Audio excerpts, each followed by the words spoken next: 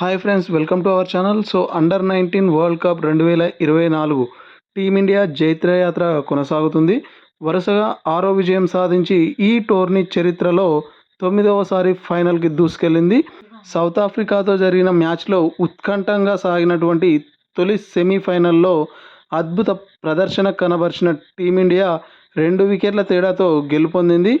ఈ మ్యాచ్లో ముందుగా బ్యాటింగ్ చేసిన సౌత్ ఆఫ్రికా నిర్ణీత 50 ఓవర్లలో 7 వికెట్ల నష్టానికి 244 పరుగులు చేసింది.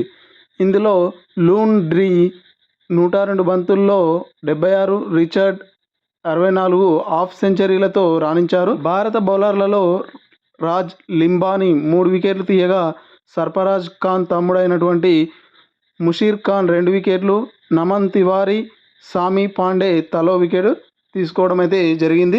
245 పరుగుల లక్ష్యంతో బరిలోకి దిగినటువంటి భారత్కు ఆదిలోనే గట్టి షాక్ తగిలింది. ఇన్నింగ్స్ తొలి బంతికే ఓపెనర్ ఆదర్శ్ సింగ్ గోల్డెన్ డకౌట్గా వెనుదిరిగాడు. ఆ కొద్దిసేపటికే ఇన్ఫామ్ బ్యాటర్ సర్ఫరాజ్ ఖాన్ తమ్ముడు ముషీర్ ఖాన్ 4 పరుగులకు అవుట్ అయ్యాడు. దాంతో టీమిండియా 8 పరుగులకే 2 వికెట్లు కోల్పోయింది. ఈ పరిస్థితిలో కెప్టెన్ ఉదయ్ శరణ్, అశ్విని కులకర్ణి 12 జట్టును ఆదుకునేటటువంటి ప్రయత్నం చేశారు. ఈ జోడీ పూర్తిగా డిఫెన్స్కి పరిమితం అవ్వగా Ashwini Kulkarni safari bowler లూన్ out చేసి దెబ్బతీశాడు. దీంతో పవర్ ప్లేలో భారత్ 3 వికెట్ల నష్టానికి 26 పరుగులు మాత్రమే చేయగలిగింది. ఈ తరుణంలో మెలియా 5 కూడా అవుట్ కావడంతో 32 పరుగులకే 4 వికెట్లు కోల్పోయి పీకల్లోతు కష్టాల్లో పడింది. ఈ పరిస్థితుల్లో భారత్ గెలుస్తుంది అనేటటువంటి పరిస్థితి లేనట్టే కనిపించింది. ఈ పరిస్థితుల్లో క్రీజులోకి వచ్చినటువంటి సచిన్ దాస్తో కెప్టెన్ ఉదయ్ శరణ్ ఇన్నింగ్స్ను నిర్మించారు. ఈ తరుణంలో ఉదయ్ శరణ్ ఆచితూచి ఆడగా సచిన్ దాస్ మాత్రం దూకుడుగా బ్యాటింగ్ చేశాడు. వరుసగా బౌండరీలతో సఫారీ బౌలర్లపై విరుచుకుపడ్డాడు. ఈ క్రమంలో 47 బంతుల్లో హాఫ్ సెంచరీ పూర్తి చేసుకున్నాడు. ఆ కొద్దిసేపటికే ఉదయ్ శరణ్ సైతం 88 బంతుల్లో హాఫ్ సెంచరీ సాధించాడు.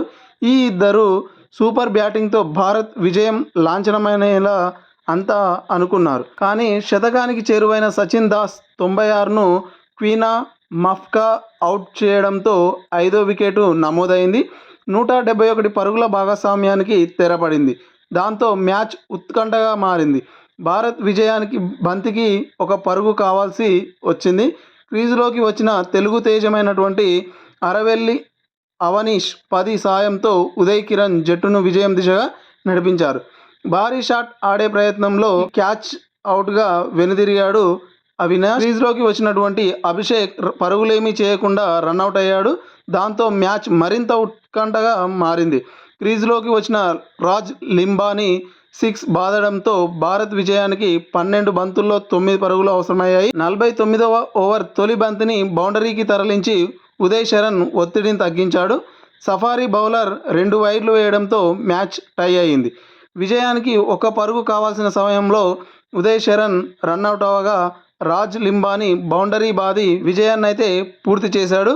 సో దీంతో అండర్ 19 ప్రపంచ కప్ 2024 9వసారి ఫైనల్కు భారత్ అయితే చేరువైంది. మరొక సెమీఫైనల్లో పాకిస్తాన్ కనుక గెలిస్తే అండర్ 19 ప్రపంచ కప్లో Bharat Pakistan match final match మనం చూసేటటువంటి అవకాశం అయితే ఉంటుంది. మరి దానికోసం అయితే వేచి చూడాల్సింది.